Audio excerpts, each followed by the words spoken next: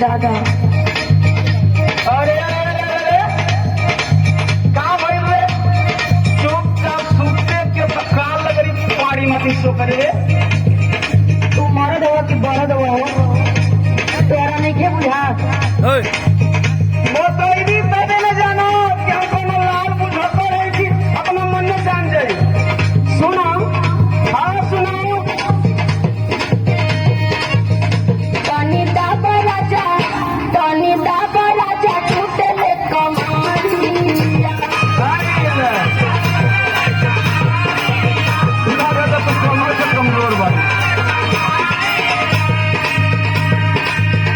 बाबो नीचे टूटे बाबो पारिया बाबो नीचे टूटे बाबो पारिया तनी दाबा राजा वारे वारे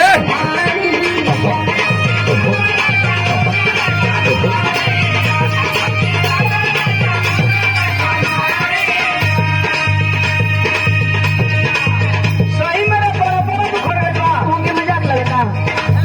तो सुन हमारे बात बताओ कमर टूटी नहीं तो कमर टूटी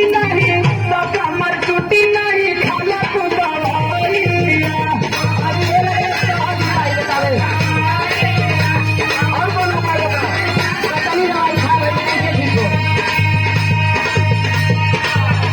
दिक्कत खाट करे लेट जो तू भूलिया दिक्कत खाट करे लेट जो तू भूलिया कमर टूटी नहीं तो कमर टूटी नहीं खाले तू दवाइया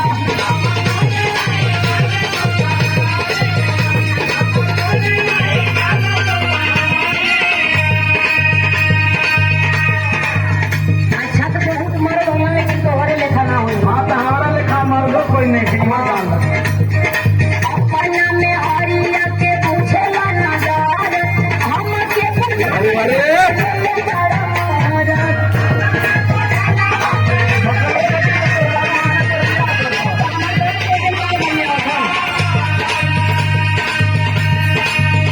सारा देहिया में उठेला लहरिया सारा देहिया में उठेला लहरिया तनी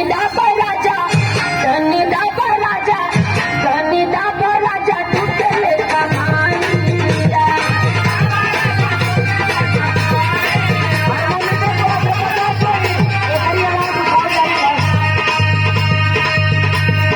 सही सही दुखता की पड़ा काली भगावा सुतही के मेरी करनु तो चलहरो गावा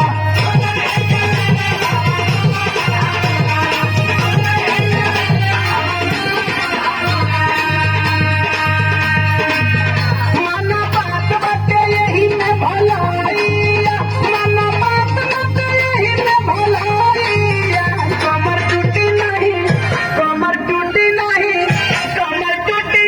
खाला तू दवाइया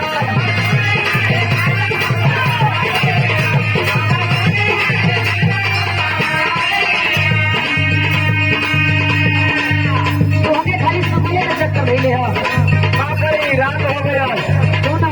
हाँ सुनावा ऐसन बात हो काम करे ना जावा टूटे ना समझ नहीं आए लंगाई एकदम चारों ओर टूटता